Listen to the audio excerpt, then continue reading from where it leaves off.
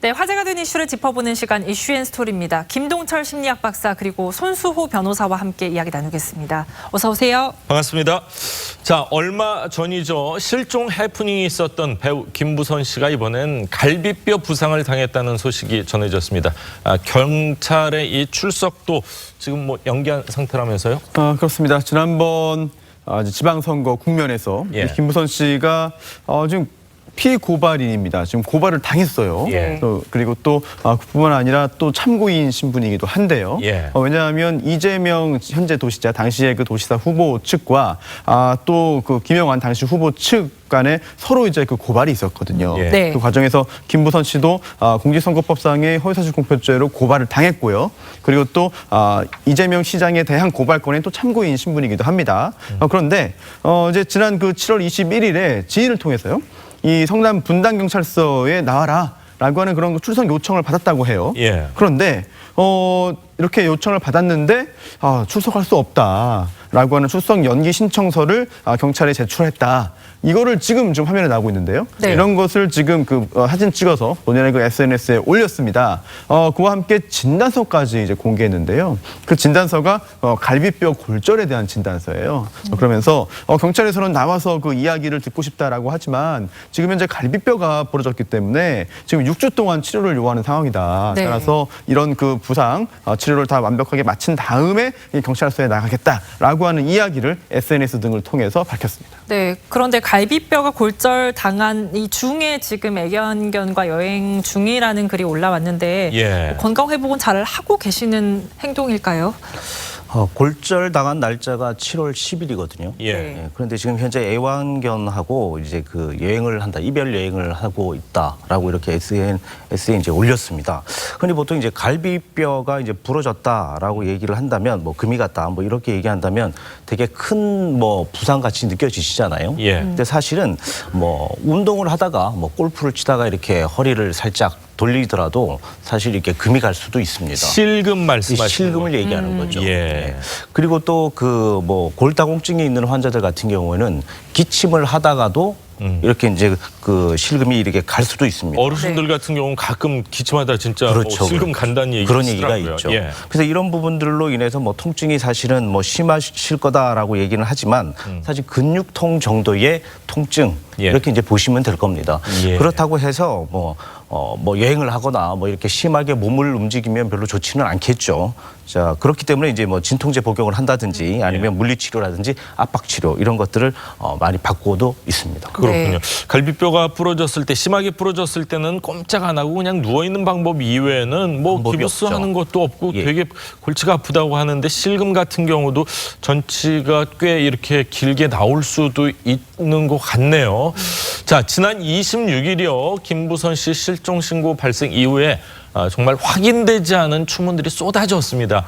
혹시 이 갈비뼈 부상 원인은 밝혀졌습니까? 사실 원인을 본인이 밝히지는 않았어요. 그리고 또 뭐 여러 가지 그런 지금까지 공개된 그런 정보를 다 종합해 보면은 이 갈비뼈 부상이 그 애완견과의 여행 그 이후로 지금 추측을 할 수 있거든요. 근데 구체적으로 어떤 이유에서인지를 잘 확인하기 좀 어려울 것 같고요. 그리고 또 실종 선고가 있었습니다만 다행히 이제 그 연락이 잠시 휴대전화 때문에 끊겼던 거지 큰 이상은 없었고요. 그래도 김부선 씨가 또 이런 말도 밝혔습니다.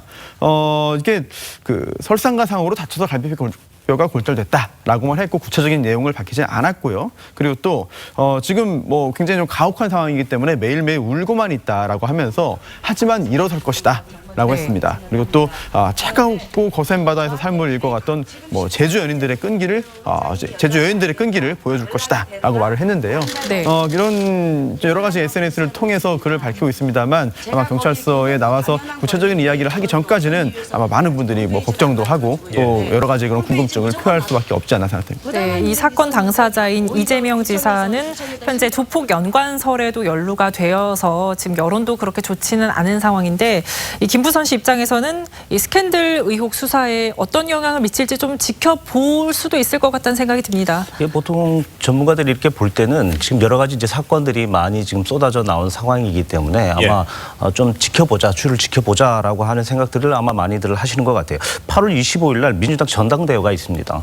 그래서 이제 그런 부분들도 좀 포함이 돼 있는 것 같고요. 그리고 이제 그 청와대 이제 청원글에 또 조폭 연루설에 관계된 이제 이재명 지사에 대한 이야기들이 또 많이 나오고 있거든요. 예. 그런 부분들 그리고 당내에서도 이제 책임론 얘기 많이 하잖아요. 네. 그렇기 때문에 이런 부분들이 사실 8월 25일 민주당 전당대회를 기점으로 사실 그게 이제 8월 말에 있는 부분들이니까 이런 부분들을 보고 좀 8월 말로 좀 이렇게 꼭 집어서 이야기를 하는 게 아닌가라고 하는 궁금증이 있고요. 예. 그리고 지금 뭐 변호사님께서도 얘기하셨지만은 가짜 뉴스로 스스로가 얘기하실 때 가짜 뉴스로 심각한 스트레스와 우울증을 호소하고 있는 상황입니다. 네. 그렇기 때문에 심리적으로 불편한 관계가 분명히 만들어져 있기 때문에 지금 빨리 뭔가를 해결하기보다 뭔가 이제 스스로에 대한 심적 안정을 취하고 난 다음에 좀 진행을 하고 싶어하는 그런 마음들도 같이 포함이 돼 있는 것 같습니다. 네. 예. 실종 신고는 사실 해프닝으로 끝났습니다만 실종됐다는 얘기가 이제 뭐 기사가 처음 나오거나 그랬을 때는 뭐 기사에 대한 댓글을 봤을 때는 호사가들 입장에서는 뭐 조폭과 어떻게 뭐 연관이 된 거 아니냐 뭐 정말 말도 안 되는 말들이 굉장히 많았었거든요. 근데 가장 중요한 건 어떻게 보면 가족들일 텐데 딸 입장에서는 다 컸지만 엄마를 좀 많이 걱정해야 되는 그런 좀 상황인 것 같습니다. 그렇습니다. 지금 가장 가까이서 어제 엄마를 챙길 수 있는 게 바로 딸일 텐데요. 예. 네. 실제로 그 딸 이미소 씨가 입장을 밝혔잖아요. 26일 저녁 7시 반경에 이제 직접 이제 엄마 김부선 씨가 이제 실종됐다, 연락이 닿지 않는다라고 경찰에 신고를 했어요.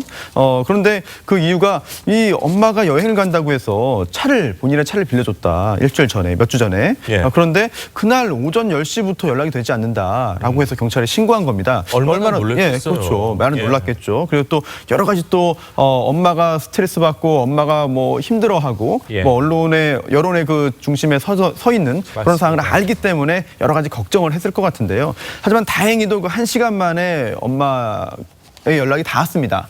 알고 봤더니 해프닝이었는데 이제 휴대전화 배터리가 다 이제 그 방전돼서 예. 그동안 1시간 동안 연락이 안 됐다라고 하는데요. 네. 물론 해프닝으로 끝났습니다만 이 딸 입장에서 볼 때도 좀 약간 위태위태함을 느낄 수밖에 없는 것 같아요. 그러니까요. 그렇습니다. 상황이 예. 이렇다 보니까 이제 엄마를 걱정하는 그런 딸의 그 마음 뭐 충분히 이해할 수 있을 것 같습니다. 네, 참고인들도 줄줄이 소환됐었는데 지난 25일 사과문 대필 의혹을 받고 있는 주진우 기자도 경찰 조사를 받았습니다.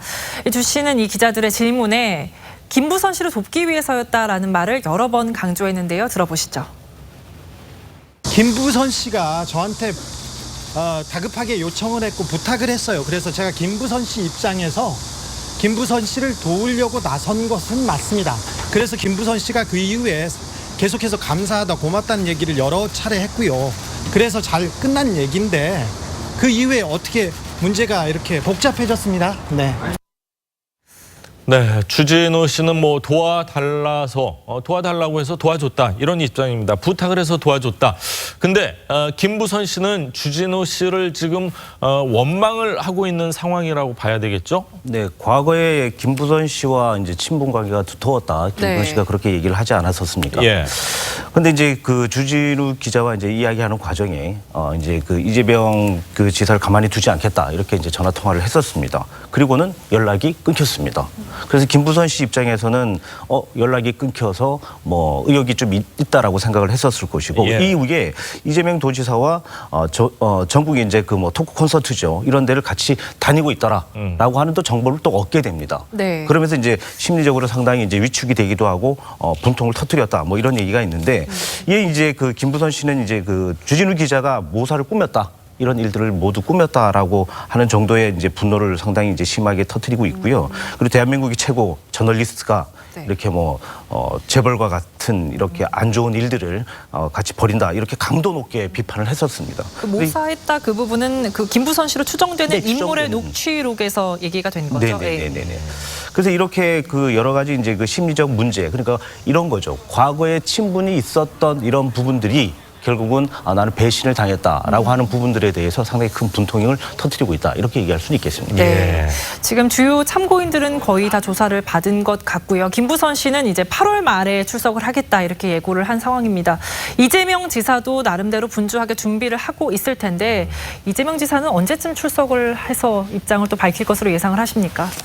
지금 이제 그 탐사 추적 보도를 통해서 굉장히 좀 화제가 되고 있는 그런 그 조직폭력배 관련설은 사실 이 수사와는 관련은 없습니다. 네. 실질적으로. 지금 문제가 되고 있는 것은 이제 선거 과정에서 이제 후보를 이제 그 낙선시키기 위한 목적으로 허위 사실을 공표했느냐, 네. 뭐 이런 부분이거든요. 그래서 근데 그 허위 사실이냐 부분이 바로 이재명 시장이 김부선 씨와 과거 어떠한 관계에 있었느냐 이 부분이에요. 그러다 보니까 사실은 그 개인 간의 어떤 그 사생활인데 선거 국면에서 당선 낙선 여부와 또 연관되다 보니까 이게 또 범죄 가능성이 생긴 거고 네. 또 그 부분을 가리기 위해서는 어쩔 수 없이 이제 이재명 지사와 김부선 씨 사이에 과거 어떤 관계가 있었는지를 지금 밝혀야 되는 상황이 된 거거든요. 네. 예. 그리고 그 과정에서 지금 현재 주요한 그런 그 인물들을 다 조사를 했습니다. 그래서 이제 김영환 당시 후보 전 의원도 이제 조사를 받았고 예. 또 공지영 작가, 김어준 씨, 또 주진우 기자 등등 다 지금 이미 참고인으로 다 조사를 마쳤거든요. 네. 그렇다면 지금 이제 2명 남았습니다. 어차피 중요한 건 그들의 말 아닙니까? 그렇습니다. 네. 그러다 보니까 지금 중요한 게 바로 이재명 지사와 김부선 씨의 이야기인데요. 이게 수사기관에 나와서 이야기를 하도록 강제하기가 쉽지 않습니다. 왜냐하면 지금 만약에 경찰에 직접 나오지 않는다고 한다면 강제 수사를 해야 되는데 그러려면 뭐 구속영장을 신청해서 구속을 하거나 청구해서 아니면 바로 체포를 해야 됩니다. 체포영장을 발부받거나. 그런데 이게 과연 그럴 만한 사안이냐 네. 여부에 대해서도 좀 의문이 있어요. 예, 그렇네요. 네, 그렇기 때문에 김부선 씨와 이재명 지사가 경찰 수사에 이제 응하지 않더라도 그 부분을 과연 수사기관이 어떻게 헤쳐나갈지 그 부분은 약간 좀 의문이 듭니다. 네. 그렇군요. 가장 중요한 뭐 다른 분들은 어떻게 보면 다 참고인인 것 같고 두 사람의 얘기 뭐 사귀었는지 안 사귀었는지 그 부분에 대해서는 경찰이 과연 어느 정도까지 수사를 할 수 있을지도 좀 관심입니다. 한번 지켜보도록 하겠습니다. 자, 다음 이야기를 좀 하겠습니다. 정말 깜짝 놀랐는데요. 구미에 사는 20대 여성이요 숨진 채 발견됐습니다. 근데 함께 살고 있던 여성 동거인들의 소행으로 밝혀져서 좀 충격적입니다. 이제 이 사건을 두고 상당히 저도 충격적이었었는데요. 예. 네. 27일 오후 2시 구미 원룸에서 일어난 살인사건입니다. 22세 여인이 숨진 채 발견이 돼 있고요. 경찰은 22일에서 24일쯤 숨진 것으로 보고 있으니까 숨진 지 2, 3일은 좀 지났다 이렇게 보실 수는 있겠습니다. 예. 여러 명 그러니까 4명이 이제 그 한 명을 때려서 숨지게 한 사건이고요. 그런데 이제 사망을 하고 난 이후에 침구류를 덮어두고 그렇게 이제 도주한 사건입니다. 네. 이게 사실 뭐 다양하게 뭐 폭행을 해서 예. 사망에 이르게 할 수는 있겠지만 아주 긴 시간 뭐 거의 2달여 가까운 그러니까요. 긴 시간 예. 동안 계속 지속적으로 이렇게 폭행을 하면서 결국 이제 사망에 가게 했고요.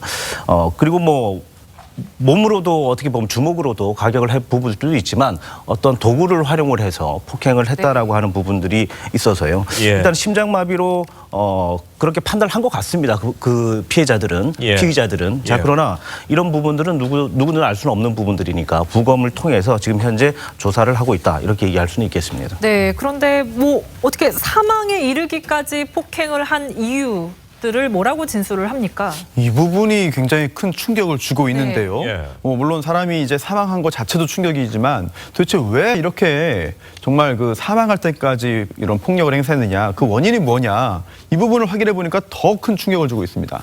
첫 번째로는 이제 함께 생활하면서요, 뭐 청소와 설거지 등을 나눠서 하기로 했는데 이런 역할 분담을 제대로 이행하지 않았다는 겁니다. 예. 즉 네. 청소와 설거지를 안 했기 때문에 때려서 숨지겠다는 거죠. 또 두 번째는 금전 관계상의 문제도 있었어요. 이게 뭐냐면 이 가해자 중에 한 명의 돈을 빌려간 다음에 안 갚았다라고 예. 하는 건데요. 또 전체의 돈도 아니고 이제 한 명의 돈이었습니다. 네. 결국은 이제 이렇게 뭐 청소와 설거지 안 하고 빌려가 돈 안 갚았다.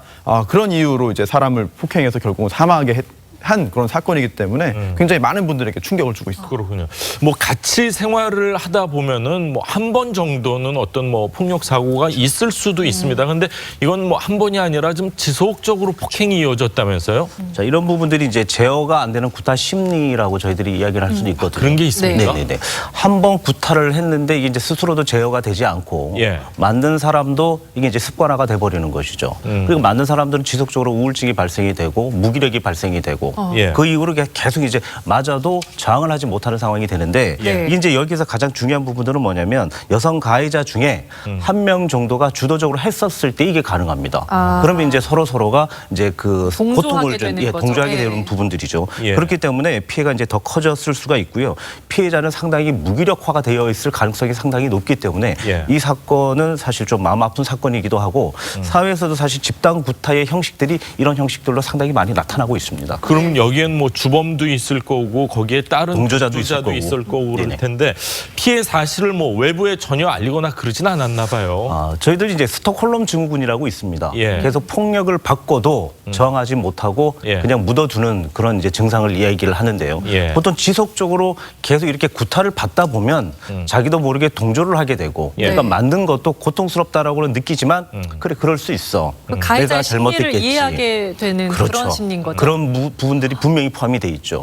그렇기 때문에 이제 지속적으로 만들어지는 거고요. 맹목적으로 이제 가해자들은 지속적으로 또 때리게 되고 예. 또 받는 사람도 맹목적으로 받아들이게 되고 자, 이런 부분들이 이제 정신과적인 문제로까지도 나타나는데 맞는 사람 같은 경우에는 정신적 피해가 워낙 크기 때문에 예. 우울증이 되게 심해지고요. 예. 불안 증상이 상당히 커지기 때문에 무조건 무기력화, 무방비 상태가 되어진다 이렇게 보실 수 있겠습니다. 때리는 사람 입장에서는 마저도 가만히 있으면은 내가 다른 일로 화가 나서도 괜히 화풀이 할 수도 있지 않을까 뭐 이런 생각까지 드네요. 근데 지금 얘기하신 대로 예. 화풀이 대상 쉽게 말해 이제 스트레스가 현대인들이 되게 많이 있잖아요. 네. 예. 다양하게 스트레스를 푸는 방법들이 있습니다. 자, 그런데 대상이 명확해요. 그러면 한 사람이 실행을 하고 또 계속 지속이 되고 이제 이런 부분들이 이제 심각한 이렇게 폭력으로 나타나게 되는 것이죠. 예. 네. 아, 정말 뭐 남성들 사이에서 뭐 이런 일이 있다 하면은 그나마 그래도 조금 이해가 될 텐데 뭐 사실 그것도 사실 이해가 안 되죠. 근데 여성들 사이에서 이런 일이 벌어졌다는 게 더 큰 충격인 것 같습니다. 네. 자, 유족들이 마음이 참 많이 아플 것 같은데요. 유족들에게 위로의 말씀을 전하고요. 다음 이야기 좀 반가운 이야기를 좀 하겠습니다.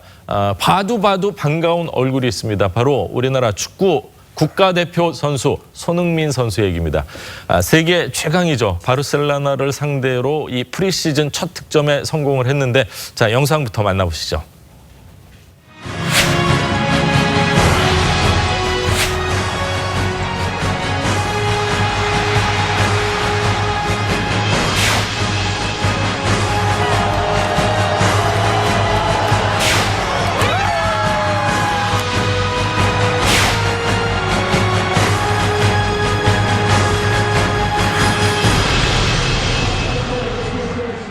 네, 아시안게임 총신호 딱 이렇게 써 있습니다.